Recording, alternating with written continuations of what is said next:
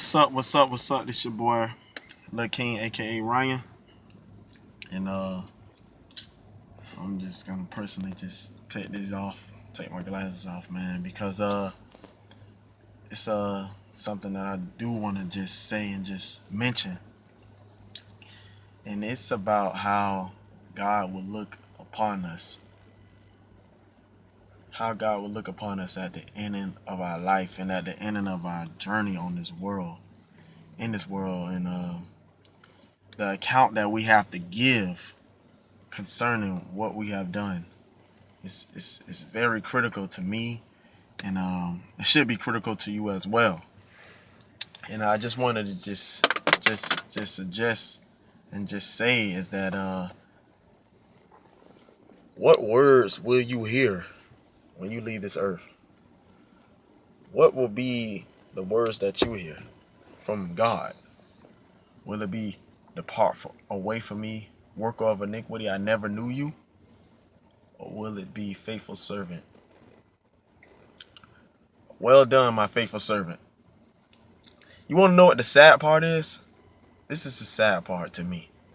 Is that God sent his son, his only begotten son, to die for this whole world. And it's a lot of us, it's a lot of you out there right now that may view this and just brush everything off. You hear pastors, you hear preachers, you hear evangelists explain this to you. God knows you understand it when you sitting up in church, or when your mom or your dad or anyone else that is sent by God speaks to you, and you just roll it off like you don't understand it, like you haven't heard it. But you may not realize, and this is the trick of the enemy, that just because you may be not following it and acting like you haven't heard it, you have heard it. Because God never sleeps or slumbers. He sees and knows everything.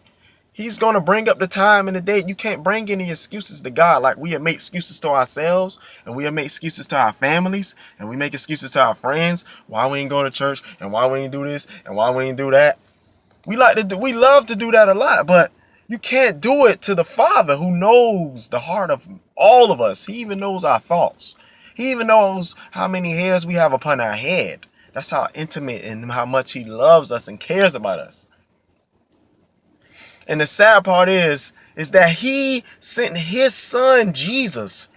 He has a remedy, which is Jesus. Jesus is the way out for us, so we can go to heaven, so we won't have to experience hell. But it's so many of us that will open and wake up in that final destination, in that place, because of the world. We want to just smoke, drink, club, be promiscuous, be gangsters in the streets. We won't want the world offers us.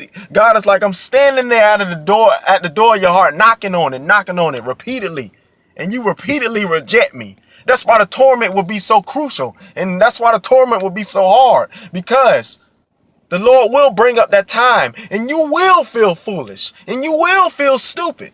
You will. Because of correction after correction after correction, God knocking on the door of your heart, you steady rejecting, steady ignoring, steady rejecting. And then the devil blinds the minds of unbelievers.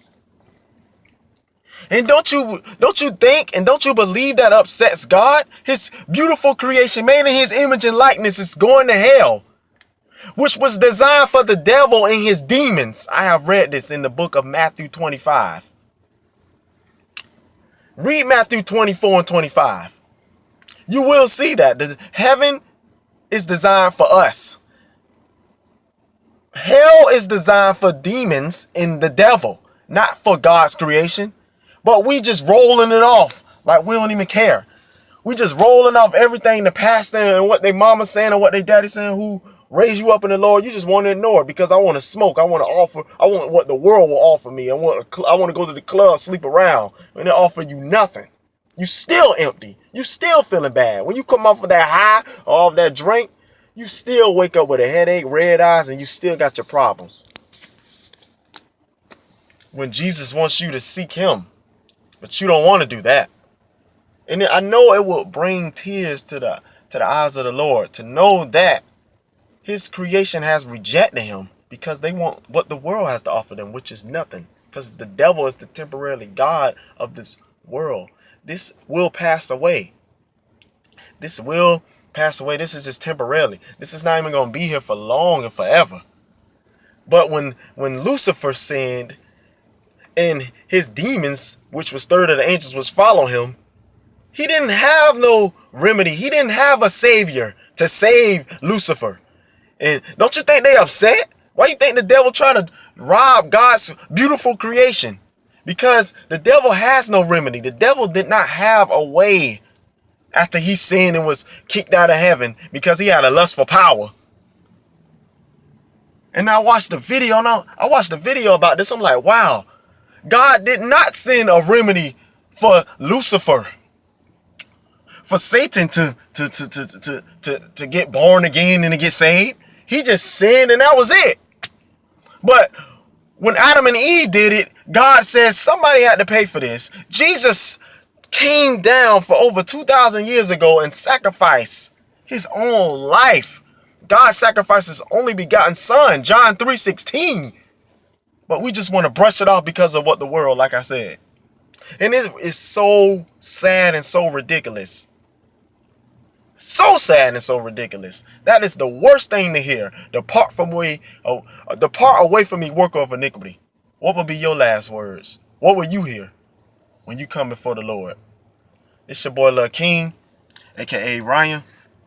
I'm about to ride out. Be blessed. I hope this video allows you to think. Hope this video touched your mind and your heart. Deuces. I'm gone.